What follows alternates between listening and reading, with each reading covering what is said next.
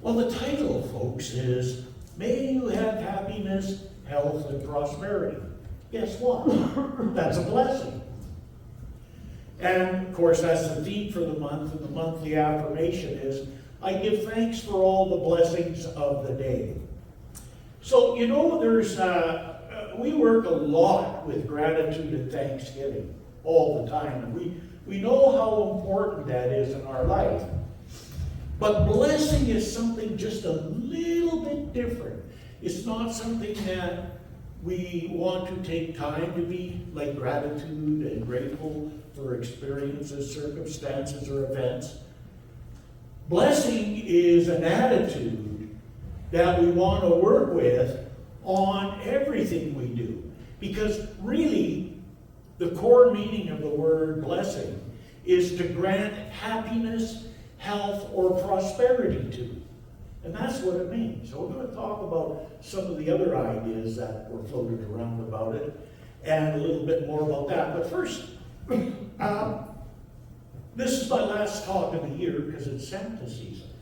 And I'm busy starting at the end of the month, like really busy, so it's lots of fun. But I just recently received an email from Bob Elwood from the spiritual leadership team. And he said he just wanted to reach out to you on behalf of the spiritual leadership team to let you know how much we appreciate you for all that you bring to our Sunday experience. Your wisdom, your personal experience, your authenticity, and your open heart are so appreciated. You are a gift to our community, and we're deeply grateful for your contributions in the service of our spiritual awakening. Thank you. So that's a lot more deeper than thanks and gratitude. That is a blessing. And I received it like that. And I was thinking about that. You see, a blessing is never one way. A blessing is always a two-way street. Okay? And by doing that and by being that kind of person, we invite the other people that we're in contact with to reciprocate on that level. That same level is that it's a joyful giving experience. I was thinking about this, and it was about 20 years ago I started doing once a month talks at Unity. And I do believe there was another person who just started poking their nose around in here about the same time. Is that right, Anthony? About 20 years? Not 20, but... Yeah, it was a little bit after, about 18 or 20. Yeah. But anyhow, we've both been here doing this a long time, and we both just started out doing it. And I got to tell you, for me, watching Anthony over the years and how much he's grown is unbelievable. The quality of his music and that and what he gives. And that's a blessing for us to have him here. And you see, a blessing also is when you give of yourself unconditionally, because that's what you're good at and what you love to do. Like me, I think that having Unity for me is a blessing. I have a lot of spiritual wisdom and knowledge. And I'm a great speaker. That's what I like to do. I do that better than anything else I do. And so for me to have this opportunity is a real blessing. And I know there's about... When Katie and Susan started and took over the spiritual leadership team, it was a little bit of a transition turmoil. And I remember that quite well because I was really sick at the time and had to take about a year off. I couldn't do much until I recovered. Obviously, I did. And I remember talking to Katie about that and saying, hey, it's not because of what's going on. That has nothing to do with it. It's because of what's happening with me. And when that's over, I'll give you a call, which I did, and here I am. That was 10 years ago. That happened a little over 10 years ago. And so for me, being here is a blessing. And it's different than being grateful, which I am, and being thankful, which I am. But a blessing is an attitude that's placed upon something. And again, it's happiness, here is prosperity for me, and here is health, because it helps with my spiritual physical, emotional, and mental health. So blessing means a lot of things to a lot of people, and we really want to get ourselves straightened around what it means at a spiritual level. Eric Butterworth, and you can probably tell it's one of my favorite books, number 2 on my list of all-time favorites of 700. Spiritual economics, you can't beat it. And on page 84, he said, he was talking about Jesus at the sermon, you know, the one where the caterers screwed up and didn't make enough food. Too many people showed up, yeah. So what did he do? Yeah, he took it and he blessed the available food. Now you might think, why would he do that? That's kind of silly, there's not enough. But that's how you increase abundance. You bless it and bestow that good prosperity, health, and happiness on it. So he goes on to say, the power of blessing is not reserved for holy places or for specially ordained persons. It is an act of tremendous power that can be used by anyone. You will find that the word means to confer prosperity upon. You are always projecting some kind of thought towards everything you have or hold. Sometimes it is negative, limited, and restrictive. But you can bless your home, bless your job, bless your money supply, and thus confer a consciousness of abundance upon them. It is not something that you do to these things. Rather, it is a correction of the mentality that you are projecting towards them. And the law is that things become to you that which you see them as being. So it's an energy that we're projecting on them. And is anybody do really well at blessing and projecting energy on stuff? Keep working on that? Yeah, okay. Well, I'm going to blow that one right out of the water for you right now. Here's a new thing for you to do at the end of every month, okay? Try this on for size. Once you get it, it's wonderful. Oh, look at my Visa bill. Bless the Visa bill. Thank you, God. Does anybody do that? Do you have a different type of energy that you put on it? You gotta look at the energy you put on your bills. You don't get bills for nothing. You got bills for something that you received. Yeah, and you really want to bless that because that's a good deal. Oh yes, we got a time where it could be higher, it could be lower, it could be this or it could be that. There's not enough of this, there's too much of that, and all of that stuff. But when we, and I'm going to negate it with the but when we step outside of that and take it as what it is and bless it, then it will change to us over a period of time. Things become easier to manage. And then, okay, we say that people is a blessing. Some people say to me, oh, Anna is a blessing to you, which is absolutely 100% true. And then they look at Anna and they say, bless you for taking them on. You see the difference about how that's used? So you can use blessing a lot of different ways. You can call upon God to protect, give a benediction, to endow with talent or beauty. Oh, he was so blessed with that ability. Or she was blessed with beauty.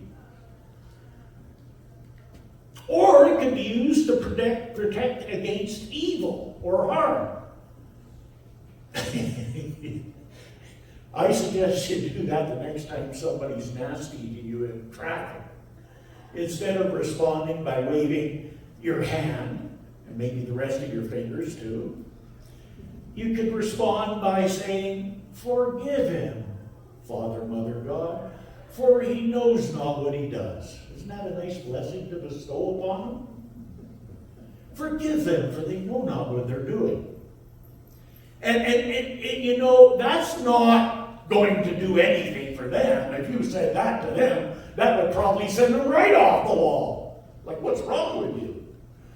That's got nothing to do with anybody else or anything else. It's simply got to do with ourselves.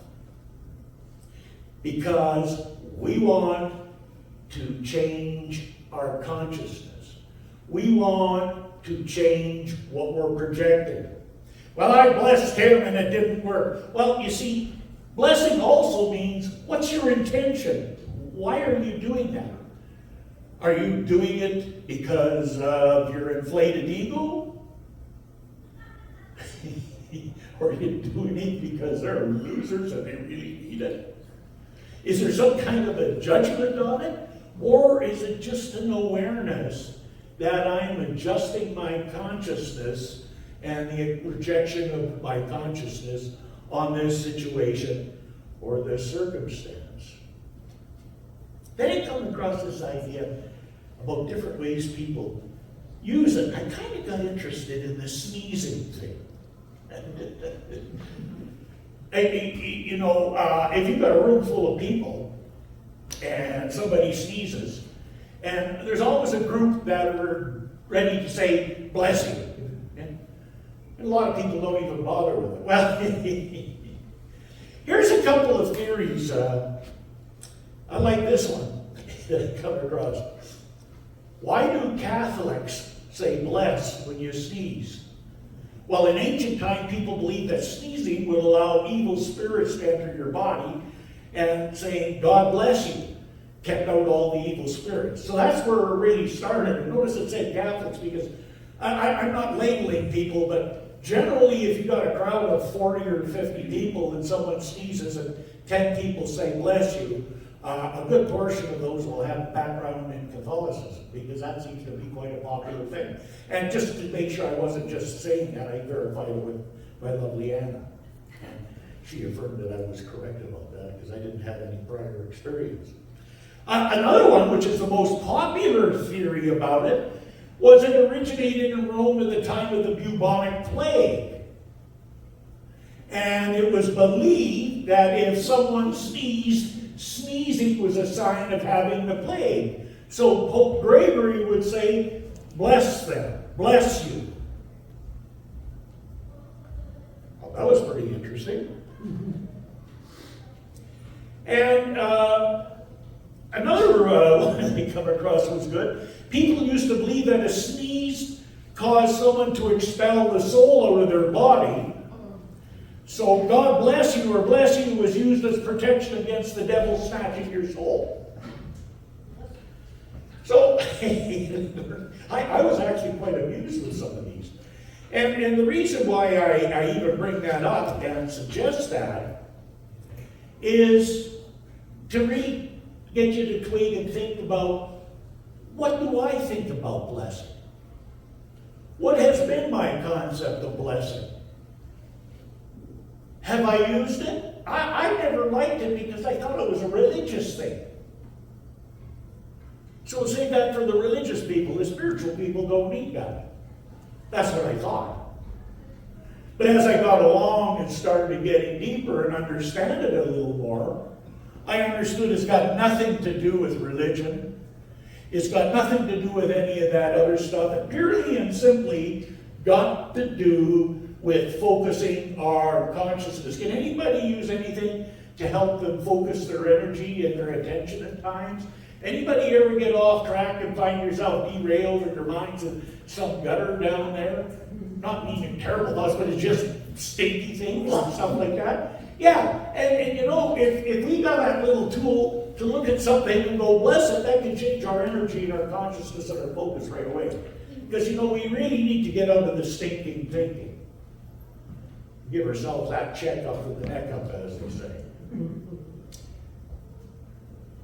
Ernest Holmes in The Science of Mind says, and I talk about this in terms of life is a blessing or a curse. Anybody ever heard of that? Blessing or a curse? And that's the concept of reward and punishment. And Ernest Holmes said, God neither punishes nor rewards. Such a concept of God would create an anthropomorphic dualism, which means that we see some kind of a man sitting there judging good and evil. A house divided against itself. Such a house cannot stand. Life is a blessing or a curse according to the use we make of it. In the long run, no one judges us but ourselves. And no one condemns us but ourselves. We believe in a law that governs all things and all people. If we make mistakes, we suffer. We are our own reward and our own punishment. So next time things aren't doing good and you're feeling like you're getting beat up from life, just ask yourself, why am I punishing myself?